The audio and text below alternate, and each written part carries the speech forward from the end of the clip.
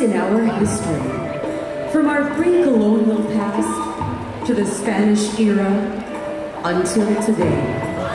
Our destiny is influenced by women. We look to the past in gratitude. We honor our heritage for what we have become. Women of strength, dignity, intelligence, beauty. This is the Cebuana.